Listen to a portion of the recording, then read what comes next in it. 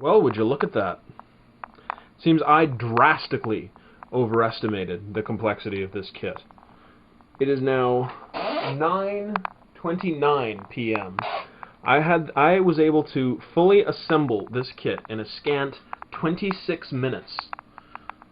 I don't think even Scotty is capable of that kind of miracle. As is quite obvious, assembly is extremely basic. The saucer itself is comprised of only a top and bottom half, plus a clear bridge dome, a clear sensor part for the bottom, plus some additional clear lighting parts for marker lights and whatnot. A couple other add-on little detail parts. The nacelles are made of about 7 parts each, with clear domes again for lighting. And the secondary hull, including the deflector dish and shuttle bay at the aft, is likewise made of about 7 parts. The stand is a simple 2-piece. There's really not that much to say. It went together real quick and real easy. There was a little bit of weirdness on one of the nacelles. Just did not want to attach properly, so it took a little bit of effort. Put me a couple minutes over, but overall, it's a really nice kit, and with a little work, it can be a really pretty ship. The ship itself is molded in light gray, sort of a bluish tint to it, much lighter than the Klingon ship, which is a more dark, a very dark shade of gray, which is actually kind of appropriate since it's a Klingon ship.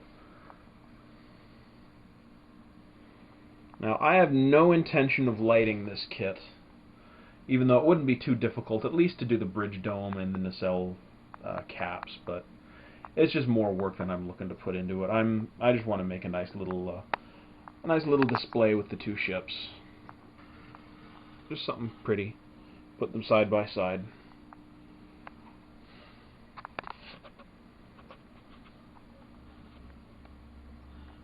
Anyway, the estimate on the box was approximately correct. It's about 11.5 inches long. A little bit longer than the Klingon ship. And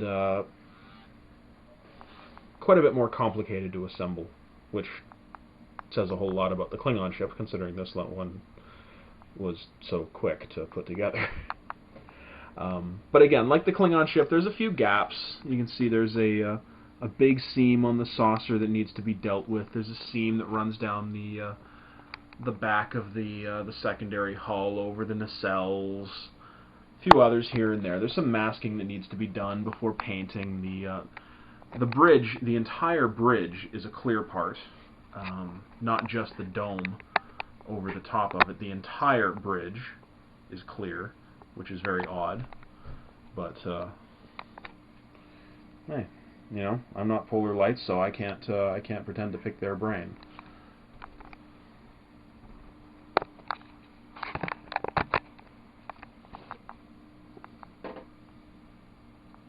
But since it's so simple, you know, the toughest part is going to be cleaning up the seams and fixing the few little gaps. There's a particularly nasty one on the edges of the nacelles. Should be easy to fix, but nevertheless, it'll be interesting to play with.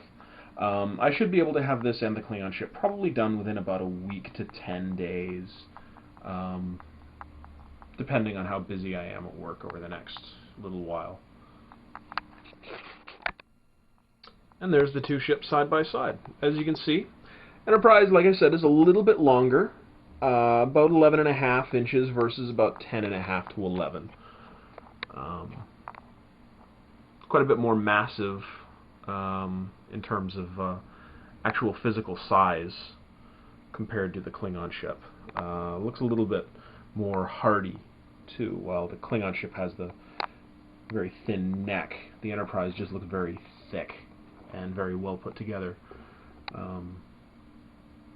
You would imagine that based purely on the physical design, that the Starfleet ships would be much more able to hold out in a firefight against a Klingon ship. And in fact, in the show, I think there was one episode where they actually had a straight-out slugging match. It wasn't really shown on screen because the visual effects were pretty primitive at the time. But the Enterprise did come out victorious, thanks to a little bit of creative engineering by Scotty and some trickery from good old Captain Kirk. Well, there you have it. I've got a bit of a plan in mind for the two of them. I think I'm going to try and put them both on a single stand, make a nice little display of them.